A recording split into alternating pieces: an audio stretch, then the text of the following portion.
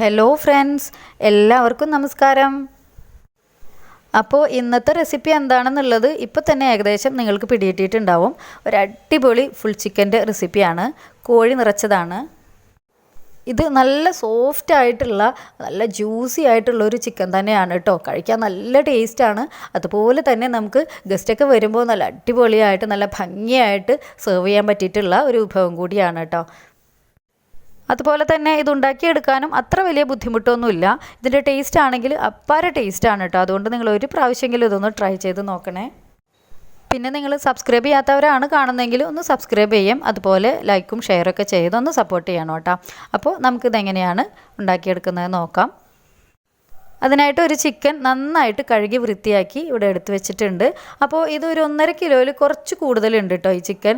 സാധാരണ നമ്മൾ full chicken റെഡിയാക്കാനായിട്ട് chicken വാങ്ങുമ്പോൾ കുറച്ച് ചെറിയ ചിക്കൻ വാങ്ങുന്നതാണ് കേട്ടോ കൂടുതൽ നല്ലത്. കാരണം നമുക്ക് ആ മസാലയൊക്കെ നന്നായിട്ട് പിടിപ്പിക്കാനും അതുപോലെ ആ ചിക്കൻ നല്ല സോഫ്റ്റായിട്ട് കിട്ടാനൊക്കെ കുറച്ച് ചെറിയ ചിക്കനാണ് കൂടുതൽ നല്ലത്.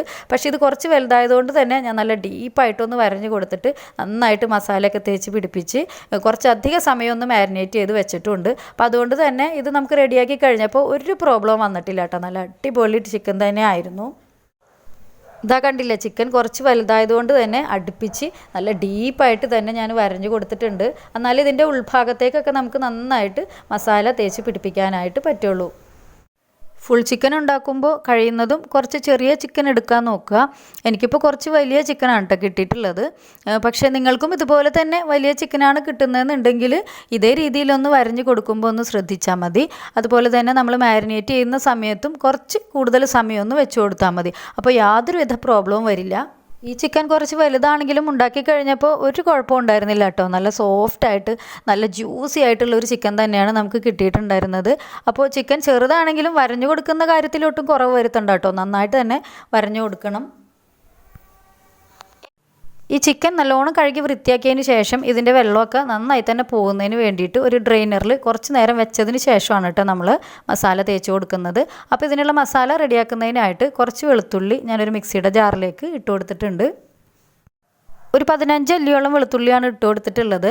പിന്നെ ഇതിലേക്ക് 1.5 ഇഞ്ച് നീളത്തിലുള്ള ഒരു ഇഞ്ചിയുടെ പീസ് ഇട്ട് കൊടുത്തിട്ടുണ്ട്. അത് ചെറുതായിട്ട് കട്ട് ചെയ്തിട്ട് ഇട്ട് കൊടുത്തിട്ടുണ്ട്. പിന്നെ 3 ചെറിയുള്ളിയും 3 പച്ചമുളകും ഇട്ട് കൊടുത്തിട്ട് നന്നായിട്ട് തന്നെ ഒന്ന് അടിച്ചെടുത്തിട്ടുണ്ട്. ഇനി ഇതിലേക്ക് 2 table spoon Kashmiri red chilli powder ഇട്ട് കൊടുത്തിട്ടുണ്ട്. അതൊരു കളറിന് വേണ്ടിയിട്ട് ചേർത്ത് കൊടുത്തിട്ടുള്ളതാണ്. സാധാരണ മുളക് പൊടിയാണെങ്കിൽ ഒരു 2.5 ടീസ്പൂണോ 3 ടീസ്പൂണോ ഒക്കെ ഇട്ട് കൊടുക്കുക. മുളക് പൊടിയുടെ അളവ് ഓരോരുത്തരുടെ എരിവിനനുസരിച്ചിട്ട് ചേഞ്ചസ് വരുത്താവുന്നതേ ഉള്ളൂ കേട്ടോ. ഇനി 1 ടീസ്പൂൺ മഞ്ഞൾപ്പൊടി, 1 ടീസ്പൂൺ ഗരം മസാലപ്പൊടി, 1 ടീസ്പൂൺ കുരുമുളക് പൊടി, പിന്നെ ഒരു ലെമൺ, ഒരു അത്യാവശ്യം വലുപ്പമുള്ളൊരു ലെമണാണ് കേട്ടോ. കാരണം വലിയ ചിക്കനാണല്ലോ എടുത്തിട്ടുള്ളത്. അപ്പോൾ അത് കുരുവൊക്കെ കളഞ്ഞിട്ട് അതിൻ്റെ നീര് പിഴിഞ്ഞെടുത്തിട്ട് ലെമൺ ജ്യൂസ് ഇതിലേക്ക് ചേർത്ത് കൊടുത്തിട്ടുണ്ട്. ഇതിലേക്ക് ആവശ്യത്തിനുള്ള ഉപ്പും ചേർത്ത് കൊടുക്കാം. ഇതിപ്പോൾ അത്യാവശ്യം സ്പൈസി ആയിട്ടുള്ളൊരു മസാലയാണ് കേട്ടോ. അപ്പോൾ നിങ്ങളുടെ എരിവിനനുസരിച്ചിട്ട് മുളക് പൊടിക്കൊക്കെ ഒന്ന് ചേഞ്ചസ് വരുത്തിയിട്ട് ചെയ്തെടുത്താൽ മതി.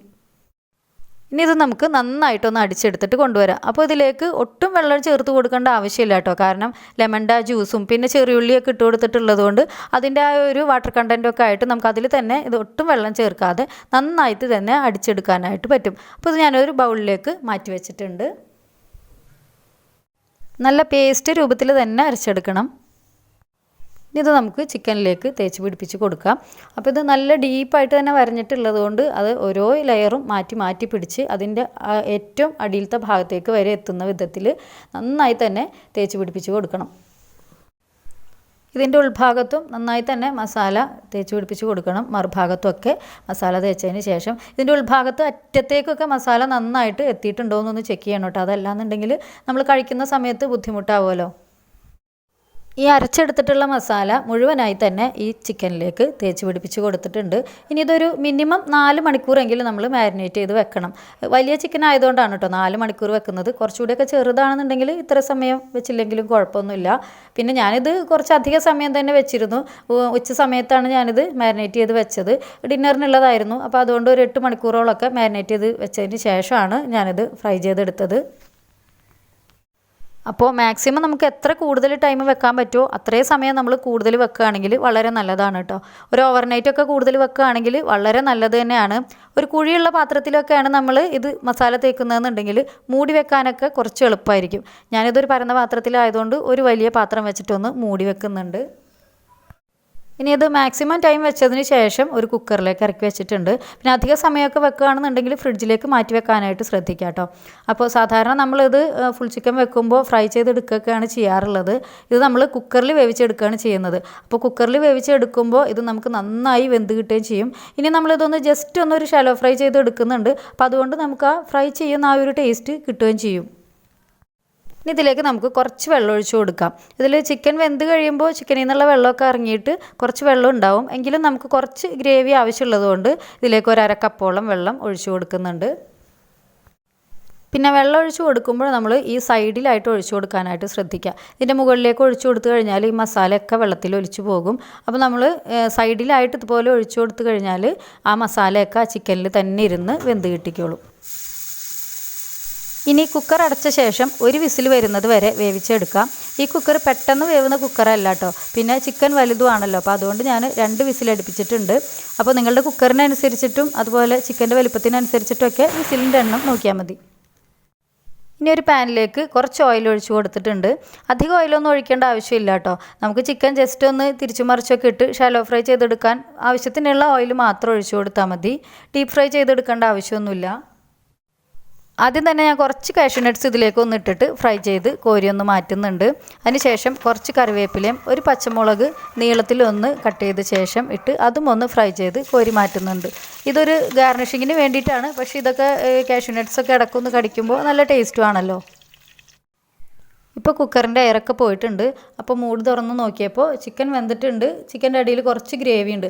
അപ്പോൾ ഈ ഗ്രേവി നമുക്ക് മുഴുവനായിട്ട് മാറ്റി ഒരു ബൗളിലേക്ക് മാറ്റി വെക്കാം. ഈ ഗ്രേവി നമ്മൾ മാറ്റി വെക്കുന്നത് എന്തിനാണെന്ന് വെച്ചിട്ടുണ്ടെങ്കിൽ ഈ കുക്കറിൽ നിന്ന് നമ്മൾ ചിക്കൻ പൊക്കിയെടുത്ത് കഴിഞ്ഞാൽ ചിലപ്പോൾ അതിൻ്റെ പാർട്സൊക്കെ പൊട്ടിപ്പോവും. അപ്പോൾ അതുകൊണ്ട് കുക്കറിൽ നിന്ന് ചെരിച്ച് തന്നെ പെട്ടെന്ന് നമുക്ക് ഫ്രൈ ചെയ്യാനായിട്ട് ഈ പാനിലേക്ക് ഇട്ട് കൊടുക്കുന്നതിന് വേണ്ടിയിട്ടാണ് ഇതിൻ്റെ ഈ ഗ്രേവി നമ്മൾ മുഴുവനായിട്ട് ഒരു ബൗളിലേക്ക് മാറ്റി വെച്ചിട്ടുള്ളത്. ഇത് അധിക സമയം ഫ്രൈ ചെയ്യേണ്ട ആവശ്യമൊന്നുമില്ല കേട്ടോ.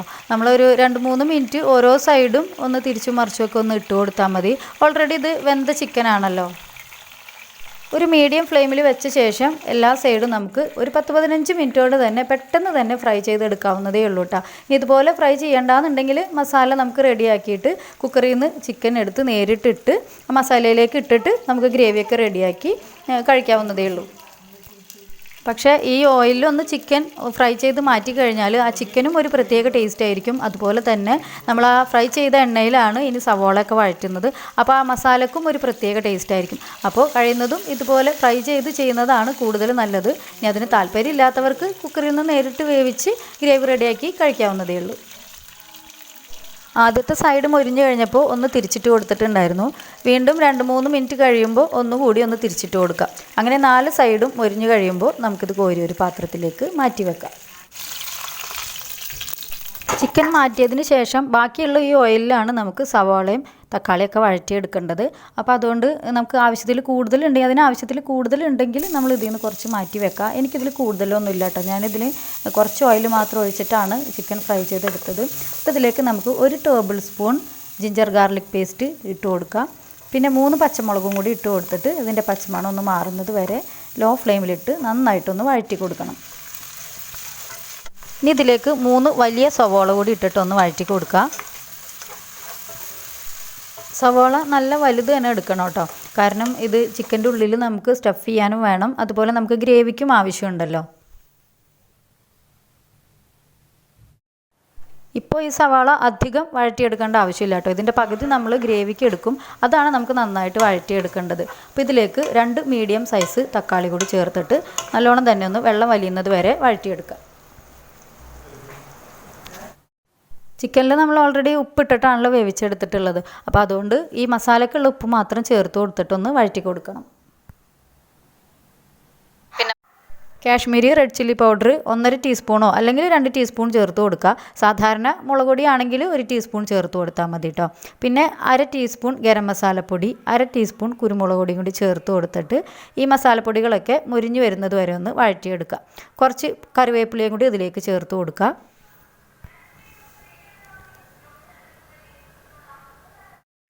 ഈ മസാലപ്പൊടികളൊക്കെ ഒന്ന് മൊരിഞ്ഞ് കഴിയുമ്പോൾ ഇതിൻ്റെ ഒരു കാൽ ഭാഗം നമുക്കെടുത്ത് മാറ്റി വെക്കണം കേട്ടോ. ചിക്കൻ്റെ ഉള്ളിലേക്ക് സ്റ്റഫ് ചെയ്യാനുള്ളതാണ്. ബാക്കിയുള്ള ഈ സവോള നമുക്ക് നന്നായിട്ടൊന്ന് വഴറ്റിയെടുക്കണം. ഗ്രേവിക്കുള്ള സവോള നല്ലോണം തന്നെ വഴറ്റിയെടുക്കാനുള്ളതാണ്.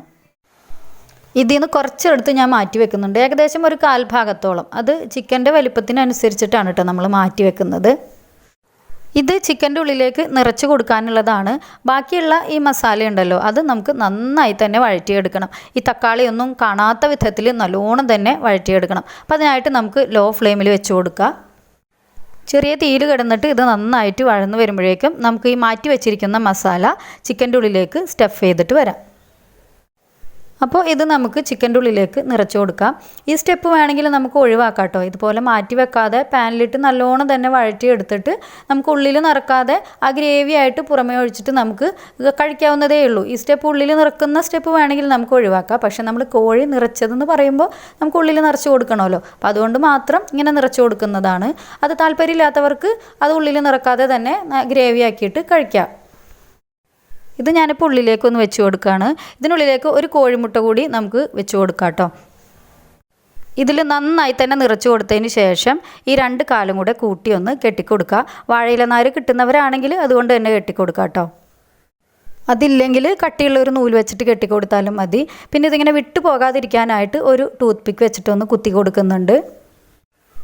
ഈ കെട്ടിയിരിക്കുന്ന നൂലും ഈ ടൂത്ത് പിക്കും നമ്മൾ കഴിക്കുന്ന സമയത്ത് എടുത്ത് കളയാനായിട്ട് ശ്രദ്ധിക്കുക കേട്ടോ. ഈ നൂലൊക്കെ കട്ട് ചെയ്ത് മാറ്റണം, അത് മറക്കരുത് കേട്ടോ. അപ്പോഴേക്കും നമ്മുടെ ഈ മസാല നന്നായിട്ട് വഴന്ന് നല്ല പാകമായിട്ട് വന്നിട്ടുണ്ട്. അപ്പോൾ ഇനി നമുക്കിതിലേക്ക് നമ്മൾ നേരത്തെ മാറ്റി വെച്ചിരുന്ന ചിക്കൻ്റെ ആ ഗ്രേവി ഉണ്ടല്ലോ, കുക്കറിൽ നിന്ന് എടുത്ത് മാറ്റി വെച്ച ആ ഗ്രേവി ഇതിലേക്ക് ഒഴിച്ചു കൊടുക്കുക. എന്നിട്ട് നന്നായിട്ടൊന്ന് മിക്സ് ചെയ്തൊന്ന് തിളപ്പിച്ചെടുക്കണം.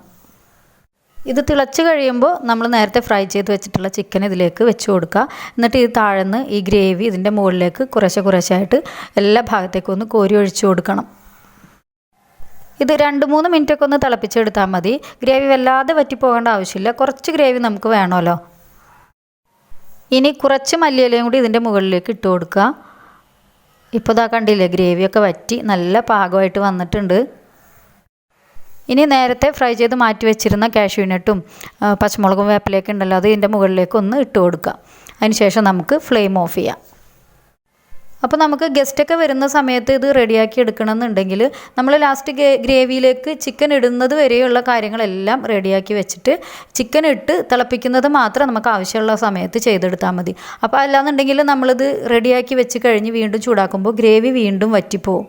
അപ്പോൾ നമുക്ക് ആ ഒരു സമയത്ത് ഇത് ചെയ്തെടുക്കുകയാണെന്നുണ്ടെങ്കിൽ നല്ല പാകത്തിനുള്ള ഗ്രേവിയൊക്കെ ആയിട്ട് നല്ല ചൂടോടുകൂടി നമുക്ക് സെർവ് ചെയ്യാനായിട്ട് പറ്റും. ഇപ്പോൾ നമ്മുടെ അടിപൊളി ഫുൾ ചിക്കൻ ഇവിടെ റെഡി ആയിട്ടുണ്ട്. കോഴി നിറച്ചത് ഇവിടെ റെഡി ആയിട്ടുണ്ട്. ഇപ്പോൾ ഇതാ കണ്ടില്ലേ, ഇത് നല്ല സോഫ്റ്റായിട്ട് പഞ്ഞി പോലെ സോഫ്റ്റായി കിട്ടിയിട്ടുണ്ട് കേട്ടോ. നല്ല ടേസ്റ്റാണ് ഇത് കഴിക്കാനായിട്ട്. ഒരു പ്രാവശ്യമെങ്കിലും എന്തായാലും നിങ്ങളിതൊന്ന് ട്രൈ ചെയ്ത് നോക്കണം കേട്ടോ. അത്രയ്ക്ക് ടേസ്റ്റാണ് ഇത് കഴിക്കാനായിട്ട്. അപ്പോൾ നിങ്ങൾക്ക് എൻ്റെ ഈ വീഡിയോ ഇഷ്ടമായിട്ടുണ്ടെങ്കിൽ നിങ്ങളുടെ എല്ലാ വിധത്തിലുള്ള സപ്പോർട്ടും പ്രതീക്ഷിക്കുന്നു. താങ്ക്